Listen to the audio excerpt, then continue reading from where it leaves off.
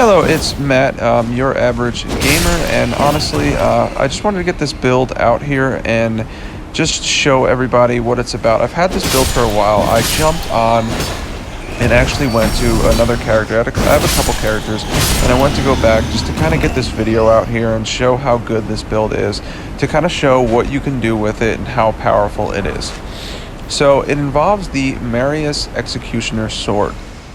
You're going to get that sword from Elmer of the Briar. He's in Shaded Castle in the Atlas Plateau. You're going to go from Erdtree Gazing Hill, and you're going to make a steep left down a hill and straight through to the Shaded Castle. You're going to work your way all the way to the top of the castle where Elmer of the Briar will be, and he will drop this legendary weapon. Now, when he drops this weapon, actually before he drops this weapon, if you're having a hard time with the fight, you can actually cheese him with Poison Mist. I think you only need like 12 faith. He's really unaware. You can kind of just walk in, go behind him, and cast Poison Mist and kill him. But anyway, to follow through with that, this weapon comes with a lot of caveats. It's really, really great. It's really excellent, but it does have a slow casting time, and it needs the build around it. It needs a certain build to work properly. So we're going to talk about that build as we shred bosses. As you can tell, there's a little bit of messing up here and whatnot. I'm kind of just going through and doing the best I can in regards to just making this really quick. I wanted to get the video out here and just do things fast. It's a little choppy. I'm soloing everything, but I am getting my ass kicked a little bit, but that's fine. You want to wait for good windows with this, by the way, because it is a charge attack. You want to charge it all the way, and you're going to want to get the benefits of like the talismans and stuff we'll be using. So you can see on Renala here, she can be really annoying with her casting. She tends to jump back a lot, so you want to wait for the right opportunity. And once you do, yeah, she's pretty much like one hit. I mean, I'm on New Game +2. I believe this is Journey 3. So yeah, this is pretty... It's just... The build is insane. There's nothing else you could say about this build other than the fact that it's just absolutely fantastic. It brings down every enemy. So for this build, you're going to need the Rotten Winged Sword Insignia. You are going to need that for consecutive attack damage. You're going to need the Shard of Alexander, which you get from Iron Fist Alexander.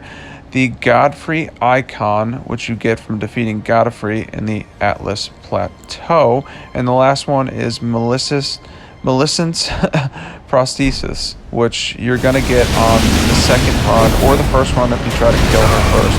I believe you have to kill her for it, or maybe invade her later for it or something like that, but you can't get both that and the Rotten Winged Sword Insignia on the same playthrough. You have to do them on separate playthroughs. But that last one can actually be dropped for Dragon Crest Shield. I've done both. It still does fantastic damage without it. It's still just excellent overall. And then for your flask, you're going to want the consecutive damage one. That one's kind of straightforward. And then you have an option for the other one. You can do magic damage boost, the Magic Shrouding Tear, because it does do magic damage. So you can do that if you really, really want to, and that will add a little bit of damage. Or you can be like me and do the one that negates damage that you get, I believe, from the second tree in Caelid, just so you can kind of tank some hits more and stuff.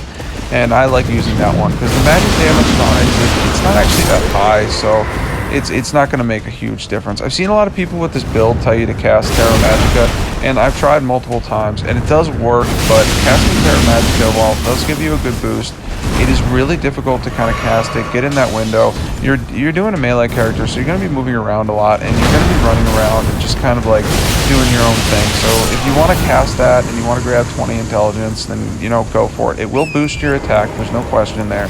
But I think everything else, when you combine the consecutive attack bonuses, the Shard of Alexander, and the Godfrey Icon, you are going to end up just shredding everything because you're constantly going to be buffed by this weapon's special, and that is the charged, you know, drill attack that we got going on here. So as you can tell, it actually works on NPC attack characters as well, like the assassins and, you know, any NPC invaders and all that kind of stuff. So we're going to show a video at the end here, and sorry if I sound a little stuffy. I have a cold at the moment, or it's just seasonal allergies, I guess. But anyway, this is the fight with Morgott, and I do get beat up a little bit here with Morgott, but I just wanted to show you the damage he's doing on him. This is on Journey 3, and it's still just, the damage is incredible. I believe I have 50 Arcane and 50 Strength at this point. It scales with Strength and Arcane, so those are going to be the primary stats that you're going to put into it to buff your damage, and it does scale well with both of them. So the main thing here is grabbing those talismans, which does take a while, and getting the sword, but you can get the sword fairly early. Like I said, you can actually cheese him with Poison Mist if you're having a hard time with that fight. He's really annoying. He's got the telekinetic sword thing. He does a whole bunch of different attacks with it. They're really annoying to avoid. I've soloed him before. It's not that fun. If you want to do it quick, just grab Poison Mist. And yeah, I hope everybody enjoyed this video and try it out.